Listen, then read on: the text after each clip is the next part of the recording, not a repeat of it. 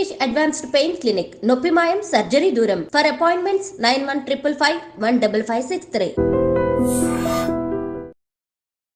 నమస్తే, welcome to iDream. It's me Anusha Komal. ఇవాళ మన గెస్ట్ సామాజికవేత్త అడ్వకేట్ సుభాష్ని గారు ఉన్నారు. వారితో మాట్లాడదాం. నమస్తే మేడం. నమస్తే అండి. గత కొన్ని రోజులుగా న్యూస్లో మనం చూస్తున్నాం, ఒక పోలీస్ డిపార్ట్మెంట్లో ట్రయాంగిల్ లవ్ స్టోరీ విషాదకరంగా విషాదాంతమైంది వాళ్ళ స్టోరీ కూడా. సో వ్యక్తి ఎవరైతే ఎస్ఐ ఉన్నారో ఆయన ఆల్రెడీ భార్య పిల్లలు ఉన్న వ్యక్తి, ఇంకొక ఆవిడ డైవర్స్ తీసుకున్న వ్యక్తి, ఇందులో ఇంకొక వ్యక్తి ఇన్వాల్వ్ అవ్వడం. అంటే మనం సాధారణ ప్రజల్లో మనం ఇలాంటి రిలేషన్షిప్స్ అవి సాడ్ ఎండింగ్స్ చూస్తూ ఉంటాం. బట్ ఒక బాధ్యతాయుతమైన పదవిలో ఉండి ఒక సమాజాన్ని ఇన్స్పైర్ కానీ ఎఫెక్ట్ చేసే విధమైన పొజిషన్లో ఉన్న వాళ్ళు కూడా దీనికి బాధితులుగా అంటే నిలబడుతున్నారు. అంటే మనం ఎలా చూడాలి ఈ రిలేషన్షిప్స్ని? ఇందులో అంటే తలుచుకుంటే ఇలాంటి సంఘటనలు ఎక్కువ స్థాయిలలో యూత్ని అయినా కానీ వివాహం చేసుకునే వ్యక్తులైనా ప్రేమించే వ్యక్తులని భయభ్రాంతులకు గురి చేసే సంఘటనలు ఇవి. అవును, ఎందుకంటే బాధ్యతయుతమైన పొజిషనే కాదు, చాలా అంటే సమాజంలో చాలా కీలకమైన వ్యవహారాన్ని ఈ సమాజాన్ని తీర్చిదిద్దే లా అండ్ ఆర్డర్కి సంబంధించిన వ్యక్తుల యొక్క మరణం అది చాలా భయంకరమైనది. అవును, ఎందుకంటే ఒక సామాన్యుడికి ఏదైనా జరిగితేనే మనం చాలా ఫీల్ అయిపోతాము. అలాంటిది ఒక మరణమే అంటే suicide, 3 members at a time suicide అంటే మీరు చూడండి ఎంత పెద్ద భయంకరమైన ఇది. అందులో ఈ ఏరియాస్లలో మన దగ్గర ఇలాంటివి జరగడం అంటే అది చాలా భయంకరంగానే.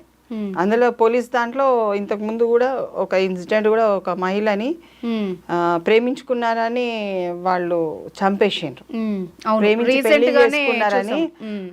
అందరు కానిస్టేబుల్ అంటే ఒక పోలీస్ అంటే మనకు ఒకలాంటి ఫీల్, అంటే చాలా అంటే మనకు ఎంతో బలంగా ఉంటుంది, సమాజానికి బలంగా ఉండేదే పోలీస్ వ్యవస్థ. అవును, అలాంటిది ఒక ఎస్ఐ పొజిషన్లో ఉన్న వ్యక్తి ఆయన తప్పు చేసిండా లేదా అన్నది మనం ఒక కార్నర్లో తీసుకున్నాం ఒకవైపు. బట్ మరణించండు.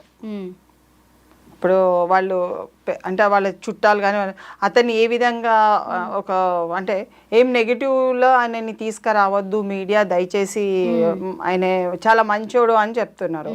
మరోవైపు వాళ్ళ భార్య గొడవ చేసుకొని వెళ్ళిపోయింది అన్నది మరోవైపు మనకు కనబడుతుంది. అంటే ఇక్కడ ఒక కానిస్టేబుల్ పొజిషన్లో ఉన్న ఒక విమెన్ ఏదైతే ఉన్నారో ఆమె డైవర్స్ అయి ఉన్నది. అంటే ఒక పోస్ట్ అక్కడ ఖాళీ ఉన్నది, హస్బెండ్ పోస్ట్ ఈజ్ వేకెంట్ అక్కడ. అదే క్రమంలో మళ్ళా అదే దాంట్లో పనిచేస్తున్న వ్యక్తి అక్కడే ఉన్నారు, కంప్యూటర్ ఆపరేటర్. మరి ఆ వ్యక్తి ఈ అమ్మాయి రాక వీళ్ళు ముందు ఉన్నారు, ఎస్ఐ తర్వాత వచ్చాడు. వీళ్ళ పరిచయం ఎక్కువ అయ్యి ఉంటుంది నా దృష్టిలో. అయితే వీళ్ళ పరిచయాన్ని ఆయన వచ్చిన తర్వాత, ఎస్ఐ వచ్చిన తర్వాత ఎస్ఐకి పరిచయం అవ్వడం వల్ల మేబీ అది ఒక ట్రయాంగిల్ క్లాష్గా ఏర్పడ్డాయి. ఏది ఏమైనా నువ్వు ట్రయాంగిల్ అను యాంగిల్ ఏదైనా కానివ్వండి, సమాజానికి బాధ్యత, నీ నీ నీ యొక్క విధి నిర్వహణ అన్నది చాలా ఇంపార్టెంట్ పోలీస్కి. ఎస్పెషల్లీ ఆమె కానిస్టేబుల్ ఆయన లైఫ్లో ఉన్నా లేకున్నా భార్య ఉన్నదండి, భార్య బిడ్డ పిల్లలు ఉన్నారు అన్నది ఏర్పడుతుంది కదా. That is all. మనకు నువ్వు ఇంకొక అమ్మాయిని తో మాట్లాడడం తప్పు కాదండి, వ్యవహారాన్ని నువ్వు నీ వైపు తిప్పుకోవడమా లేకుంటే దాంట్లో ఇంటర్ఫిరెన్స్ కావాలన్నది తప్పది. ఆ వ్యక్తి తప్పు చేసిండా, ఆమెతోని రిలేషన్షిప్ ఉందా లేదా అన్నది మనం గమనించినా అతని మీదకి ఆల్రెడీ వచ్చేసింది.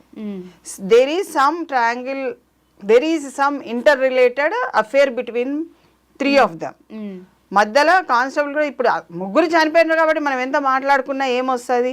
ఈ సమాజానికి బాధ్యతాయుతమైన ఈ పౌరులు ఈ ఘటనకు పాల్పడితే ఏంటి, మనం ఏ విధంగా సమాజానికి ఒక సూచన ఏమి ఇస్తున్నాము అంటే, నువ్వు పెళ్లి చేసుకున్నా పర్వాలేదు, భార్య పిల్లలు ఉన్నా పర్వాలేదు, ఇంకొకరిని లవ్ చేయొచ్చు, ఇంకోళ్ళని చూడొచ్చు.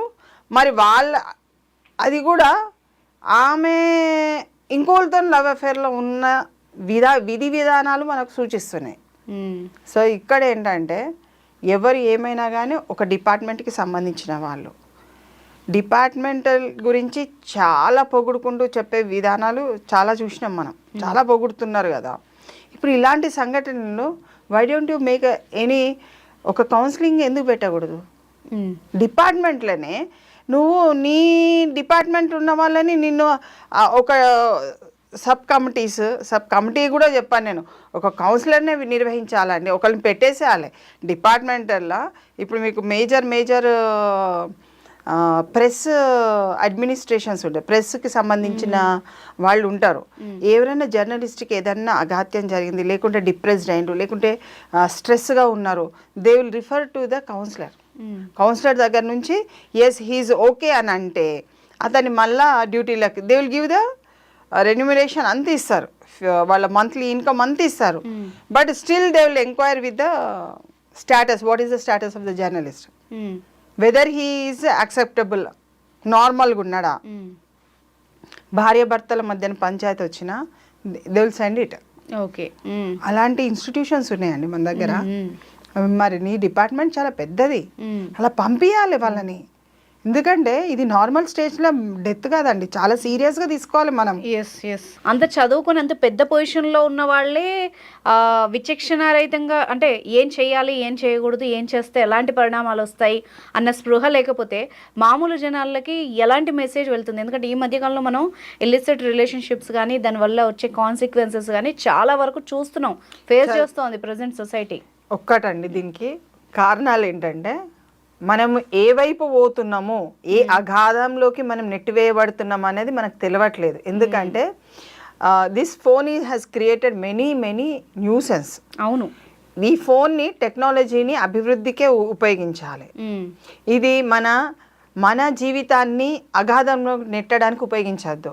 నీకు కొట్లాట జరుగుతుంది, నీ వైపు ఒక అంటే సంఘర్షణ లెవెల్లో అందరూ వెళ్ళిపోతున్నాము, ముగ్గురు వెళ్తున్నారు, ఒక్కరు కాదు ఇద్దరు కాదు. ఈ ఇన్సిడెంటే తీసుకుందాం, వేరే ఇన్సిడెంట్ గురించి మనం మాట్లాడద్దు. అగాధంలోకి వెళ్ళిపోతున్నారు, వ్యక్తి కారులో బయలుదేరిండు, ఇంకో వ్యక్తి బండి మీద బయలుదేరిండు, ఈమె అంతటికి ఈమె బయలుదేరిండు. అంటే there is a meet between 3 of them. అవును, ఆ 3 of them ఒక చెరువు దగ్గరికి వెళ్తారు. ఆ చెరువు దగ్గర నెట్టేసింది ఎవరు, నెట్టబడ్డ వాళ్ళు ఎవరు, మొత్తానికి ఇద్దరు ఫస్ట్ పడి ఉండాలి, నెక్స్ట్ వాళ్ళకి భయపడి వాళ్ళు చనిపోయి ఉండాలి. ఇవైతే ఎక్కువ ఇన్సిడెంట్ డిపార్ట్మెంట్లో కానీ వేరే దగ్గర కూడా ముగ్గురున్న దగ్గర ఇద్దరు చనిపోతే మూడో వ్యక్తికి ఆటోమేటిక్గా డిప్రెస్డ్ అయిపోయి వాళ్ళు కూడా సూసైడ్ అటెంప్ట్ చేస్తారు. అది ఇట్ ఈస్ అ కామన్, అది అంటే మామూలుగా నడుస్తుంది. సో ఇక్కడ వాళ్ళకు హోదా ఉంది, ముగ్గురు పోలీస్ డిపార్ట్మెంట్ వాళ్ళే, అంటే రూల్ లా అండ్ ఆర్డర్ ఉంది, రూల్ గురించి తెలిసిన వ్యక్తులే జరిగింది.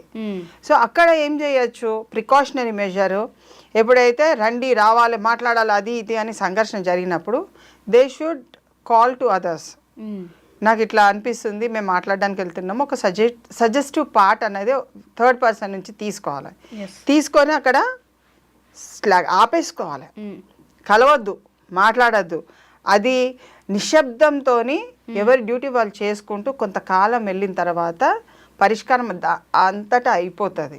ఇంత మరణం చెందవలసిన అంత అవసరం లేదు. ఒక తల్లి బిడ్డని వేరు చేసినట్టే, అవును, వాళ్ళని అనాథాలు చేసినట్టే. ఇప్పుడు నువ్వు కంపెన్సేషన్ కట్టాలి, ఇప్పుడు తల్లి పిల్లలకి కట్టాలి కదా, మరి డిపార్ట్మెంట్ నుంచి నువ్వు పోయి చచ్చిపోతే ఎట్లా? చాలా ప్రమాదం కదండి. మళ్ళీ ఇక్కడ ఈ అబ్బాయి కంప్యూటర్ ఆపరేటర్కి అతనికి కూడా ఒక ఇల్లు ఉంటుంటుంది కదా, అతను కూడా నష్టపోయింది కదా. మరి ఈమె ఇప్పుడు మధ్యలో ఉన్న కానిస్టేబుల్ డైవర్స్ తీసుకొని ఏం సాధించినట్టు అన్నది అక్కడ ఏం వస్తారు. There is lack of knowledge అనే కాదు, పేషెన్సీ లేదు. ఫస్ట్ ఆఫ్ ఆల్ అంత ఆతృత పడి ఇప్పటికి చచ్చిపోవాల్సినంత అవసరం ఏముంది, చంపవలసినంత అవసరం ఏముంది. But that should be deeply enquired by the department. ఇలాంటి సందేశాలు ఒక మీట్ పెట్టేసి ఇలాంటి ఏమన్నా ఇంకా ఫ్యూచర్లో ఉంటే ఇలాంటివి చెయ్యకూడదు, ఏమన్నా సింపుల్గా ప్రాబ్లమ్స్ వస్తే ఒక కౌన్సిలింగ్లో మీరు వెళ్ళండి, మీరు మాట్లాడండి, మైండ్ని సెట్ చేసుకోండి, ఇతరుల వైపు తిప్పుకోకండి. 2 నిమిషాలు ఇంకొక డ్యూటీ చేసుకుంటే ఇంత ఘోరం కూడా వచ్చేది కాదు. ఏదో పని ఉన్నదని బయటికి పరిగెత్తండి, లేకుంటే యూ గో అవుట్ సైడ్, ఒక 2 రోజులు లీవ్ పెట్టుకోండి, వెళ్ళిపోండి. Why you want to send this type of messages? నీకు ట్రయాంగిల్ కానీ ఏ లవ్ అయినా కానీ space gap should be there. వ్యక్తికి మధ్యన ఒక గ్యాప్ ఉండాలి. ఉంటే బ్రతకచ్చు. భూమి మీద నూకలు బాకీ ఉన్నదనేది మనం బ్రతకచ్చు. కానీ గ్యాప్ లేకుండా కొట్లాడుకుంటూ ఉద్రేకం అని వస్తుంది కదా, అది ఇట్ లీడ్స్ టు వాడిని చంపాలా సావాలా రెండే వస్తాయి. 2 వే ఆన్సర్స్. ఈధర్ వాడిని చంపాలి, నేను చావాలి. వీడు చచ్చిపోయినప్పుడు వాడు బతుకుండడం, నేను బతుకున్నాను కదా అన్నది ఆడికి డౌట్ వస్తే ఆడు కూడా చచ్చిపోతాడు. ఉద్రేకంలో మనము ఏం చెయ్యలేము. అక్కడ కొంచెం గ్యాప్ తీసుకున్నారు అనుకోండి, ఒక ఛాయ్ తాగండి, బయటికి పోయి కొంచెం సేపు మాట్లాడండి, తెలిసిన వాళ్ళకి ఒక ఫోన్ చేయండి, అన్న ఏం సంగతి బాగున్నారా అని అంటే కూడా అక్కడ సమస్య పోతుంది. కానీ రిగరస్గా దాని మీదనే మాట్లాడుకుంటా నీ సంగతి చూస్తా నా సంగతి చూస్తా, లే మనం ముగ్గురం కలిసి మాట్లాడి అసలు తేల్చుకుందాం అసలు ఎవరెవరు కథ అన్నది కనుక తీసుకొస్తే ముగ్గురికి థ్రెట్టే. అది వీళ్ళ కేసే కాదు, అది ఒక పోలీసు వాళ్ళ కేసు కావచ్చు, ఇంకొక హయ్యర్ అఫీషియల్ కావచ్చు, సామాన్యుడే కావచ్చు, రాజకీయమే కావచ్చు. ముగ్గురు వ్యక్తుల మధ్య దగ్గర ఉన్న ఒక ట్రాజిడీ లాంటి ప్రాబ్లమ్ని సొల్యూషన్గా ఒక స్పేస్ తీసుకొని దూరం వెళ్ళిపోవాలి. ఆ రోజు సంఘటన జరిగింది, ఇద్దరి మధ్యన గొడవైంది, గో బ్యాక్. ఆ రోజుకి వదిలిపెట్టండి ఆ సమస్యని. 2 రోజుల తర్వాత పెట్టుకోండి మళ్ళీ సమస్యని, మళ్ళీ ఇంకొక రోజు పెట్టుకోండి. కానీ ఫేజ్ వైజ్గా you divide the issue into phase wise, not life. సంఘటనని జీవితానికి ముడిపడి మరణించడం అన్నది అవివేకం. నీకు నీ దేశం గురించి నీ భక్తి లేదు. ఫస్ట్ ఆ ముగ్గురు వ్యక్తులకు కూడా దేశ భక్తి లేదు, తన గురించి భక్తి లేదు, తనంటే తను ఇష్టపడే వ్యక్తులు కాదు. నువ్వు చనిపోయినావు అంటే నిన్ను నువ్వు వదిలిపెట్టుకున్నట్టే, అంటే వేస్ట్ బిన్లో మనం వేసుకున్నట్టే, మనల్ని మనం వేస్ట్ బిన్నే. Live for the country. ఈ దేశానికి నేను ఏం చేయగలుగుతాను, ఏం చెయ్యాలి, ఏం చేసి చూపిస్తాను అన్నదే మనము సమాజానికి నేర్పించాలి. ఎప్పుడైతే తల్లిదండ్రులు పిల్లల్ని పుట్టగానే ఈ దేశం నీది, ఈ దేశం కోసం నువ్వు బతకాలి అని నేర్పించే తల్లిదండ్రులు, దేశం బాగుపడతారు. మీరు జపాన్ చూడండి, అది వాళ్ళ దేశం కోసం చేయమంటే ప్రాణాలు కూడా ఇచ్చేస్తారు. దేశమే ఇంపార్టెంట్ అండి. నువ్వు తల్లిదండ్రులు అంటే ఒక కుటుంబమే. When they grow up they give something for the country.